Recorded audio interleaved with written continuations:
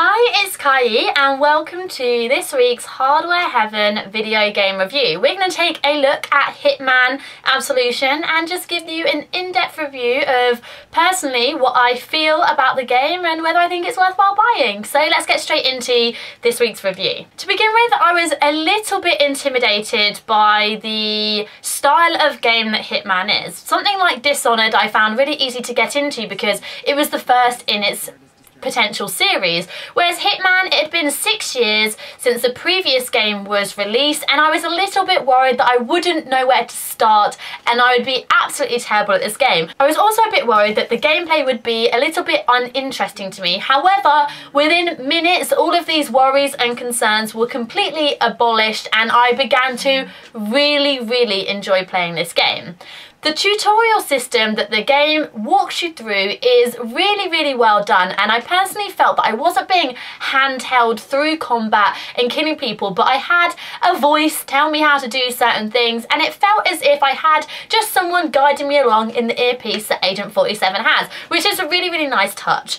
The way you learn the moves, the way you learn all of the combat mechanics and all of the skills that you need to use to complete certain missions is great. It just gives you a little bit at a time. It doesn't just overload you with so much information or makes you wait a few hours until you actually learn to do good things. Every few kind of little missions or little bits of storyline that you do, you learn something new and you really build up this skill set that allows you to be the best Hitman ever. Moving into the actual combat, there are various ways that you can actually assassinate your targets, and from the beginning you learn that you can do these awesome moves that are just completely badass. You can do things like aim and then steady your aim, shoot people in the head. You can use any sort of environmental object around, so you can throw knives at people or strangle them or even use plungers. There are a ton of stuff that you can use, and you can throw bodies over balconies or hide them in bins, and you just really get encouraged to not only do these sneaky but awesome kills but also hide the bodies. Although at some points I found that I'd killed too many people and I didn't have anywhere to hide them, which actually made for interesting conversation at the dinner table. But anyway,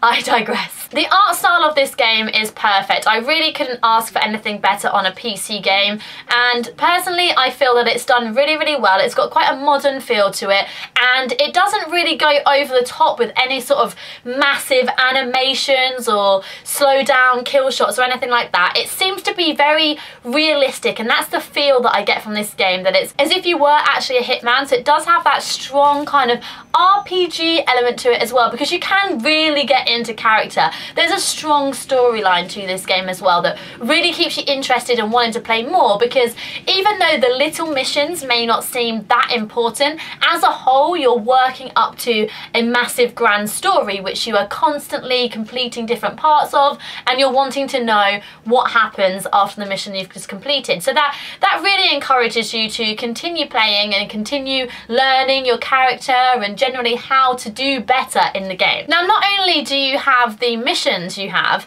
when you actually need to kill someone, there are also additional challenges that you have in the game. So it could be applying 4 different disguises before making the kill. It could be causing a massive scene. It could be causing no scene at all and actually doing it as stealthily as possible. It could be doing it from a sniper range. It could be blowing everything up. There are a ton of challenges that you can do. So there is a lot of replayability in this game as well, because you might just want to complete the storyline first of all and complete the missions just as easy as possible, and then you may want to go back and actually try and get as many challenges completed as possible so that you can really build up that score.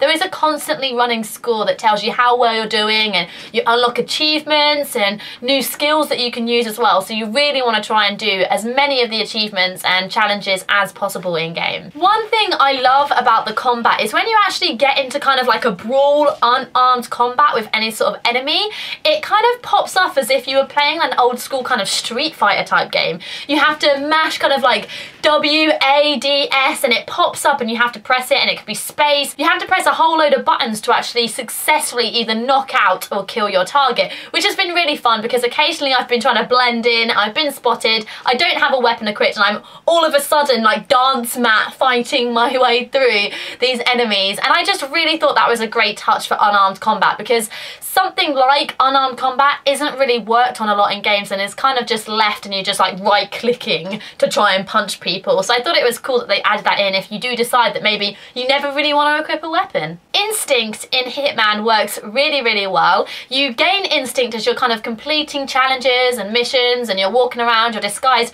Really, when you're not actually in combat, you're gaining instinct. And you can use this instinct to activate it and see where enemies are kind of through walls. You can also see where your targets are that you need to kill. So it's a really great feature. You can also use instinct to aim multiple kills. So you can activate your instinct and then target kill on 4 or 5 people, and you'll instantly click shoot and shoot all 4 of those people, and if you land them in the head you will kill them all, which is awesome.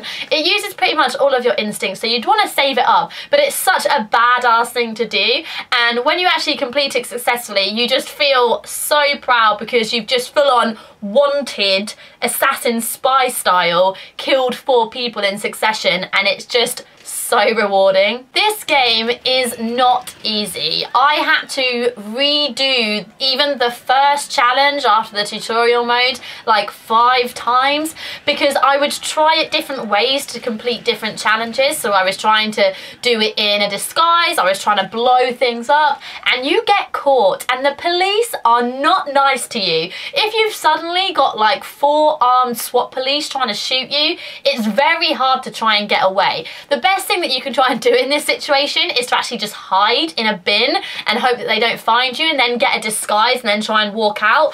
And I really, really love that it is not easy. If you want to complete the challenges, they are challenging, and this is something that I really want from a game because I want to feel that if I'm working hard to complete these challenges, that it's actually worthwhile, that I can say that I've done it and my score is really high. Overall, I've really, really enjoyed playing this game. Personally, I feel that if we recap, it's got a lot of playability, the combat is awesome, the graphics are so good, and I just feel that this is something that you could really just play on and off for a long period of time if you're wanting to complete challenges and really wanting to delve into the story and see what really happens at the end, as well as have that multiplayer aspect where you can put bounties on other people's heads and try and kill them in a sort of PvP style environment, which is awesome, and I'm terrified to do because you know as soon as I announce I'm doing it, people are going to be trying to kill me left, right and centre. So that is a really, really fun aspect of the game as well. I would definitely recommend buying this if it's something you've been on the fence on, purely because I think it is a fresh game.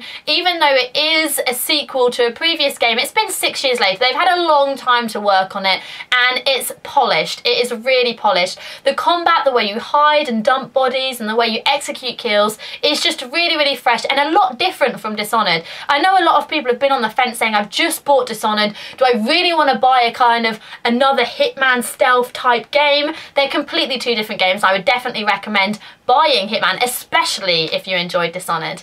Thank you so much for watching this review. Let us know what you think in the comment section below, and remember to subscribe to the channel if you're new here.